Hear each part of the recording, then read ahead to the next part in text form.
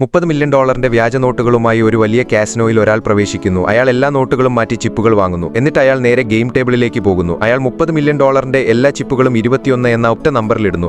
ഇത്രയും വലിയ പന്തയം കണ്ട് കാസിനോ ജീവനക്കാർ ഭയപ്പെടുന്നു. അവർ ഉടൻ തന്നെ മാനേജറെ അറിയിക്കുന്നു. മാനേജർ വേഗത്തിൽ ഉടമയെ വിളിക്കുന്നു. ഉടമയും ഭയപ്പെടുന്നു. ഈ മനുഷ്യൻ ഒരു വലിയ പോരാട്ടം ആരംഭിക്കാൻ വന്നതാണെന്ന് അയാൾ കരുതുന്നു.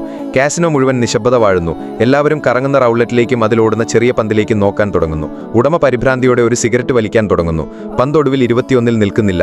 പക്ഷേ 4-ാം നമ്പറിൽ ഉടമയുടെ ശ്വാസം വീണ്ടും ചലിക്കാൻ തുടങ്ങുന്നു. പക്ഷേ അതിശയകരമായ കാര്യം, തോറ്റതിനു ശേഷവും ആ മനുഷ്യൻ പുഞ്ചിരിക്കുകയായിരുന്നു. വാസ്തവത്തിൽ അവന്റെ ഉദ്ദേശം പണം നേടുക എന്നതല്ലായിരുന്നു. ഉടമയെ കാണാൻ ഒരു ഒഴികഴിവ് പറയുക മാത്രമാണ് ചെയ്തത്. ഉടമ തന്നെ അവിടെ എത്തുമ്പോൾ അയാൾ അല്പസമയത്തിനുള്ളിൽ ബാർ കൗണ്ടറിൽ ഒരു പാനീയം ഓർഡർ ചെയ്യുന്നു. ഇന്നത്തെ എല്ലാ പാനീയങ്ങളും എനിക്കാണ് എന്ന് പറയുന്നു. ഉടമ ഈ മനുഷ്യൻ വളരെ ധനികനാണെന്ന് കരുതുന്നു. നമ്മൾ സുഹൃത്തുക്കളാകണമെന്ന് അവൻ കരുതുന്നു. പക്ഷേ അയാൾ ഒരു വലിയ കെണി ഒരുക്കിയിട്ടുണ്ടെന്ന് അയാൾക്കറിയില്ലായിരുന്നു. രണ്ടുപേരും ഉടമയുടെ ഓഫീസിൽ ഇരിക്കുമ്പോൾ യഥാർത്ഥ നോട്ടുകൾ അച്ചടിക്കാൻ ഉപയോഗിക്കുന്ന പേപ്പർ താൻ മോഷ്ടിച്ചുവെന്ന് അയാൾ അവനോട് പറയുന്നു. അതുപയോഗിച്ച് അയാൾക്ക് $2000 വ്യാജ നോട്ടുകൾ നിർമ്മിക്കാൻ കഴിയും. ഉടമയ്ക്ക് $50 മില്യൺ മാത്രം നൽകുകയും പകരം മുഴുവൻ പേപ്പറും എടുക്കുകയും ചെയ്യണമെന്ന് അയാൾ ആഗ്രഹിക്കുന്നു. ഉടമ അത്യാഗ്രഹിയാകുന്നു. പക്ഷേ അയാൾ പൂർണ്ണമായും മിഠിയല്ല. എന്റെ യഥാർത്ഥ പണം നൽകി വ്യാജ നോട്ടുകൾ അച്ചടിക്കാൻ ഞാൻ എന്തിന് പേപ്പർ വാങ്ങണമെന്ന് അയാൾ വിശദീകരിക്കുന്നു.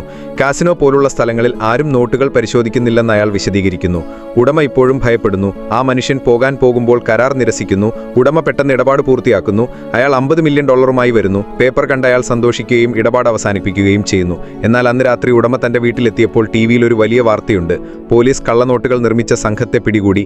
നോട്ടുകൾ അച്ചടിക്കാൻ ഉപയോഗിച്ച യഥാർത്ഥ പേപ്പറും പിടിച്ചെടുത്തു. ഉടമയുടെ അവസ്ഥ വഷളാകുന്നു. ടവൽ പോലും അയാളുടെ കയ്യിൽ നിന്ന് വീഴുന്നു. തുടർന്ന് എളുപ്പത്തിൽ തോന്നുന്നത് എല്ലായ്പ്പോഴും അല്ലെന്ന് അയാൾ മനസ്സിലാക്കുന്നു. സബ്സ്ക്രൈബ് ചെയ്താൽ നാളെ കാണാം.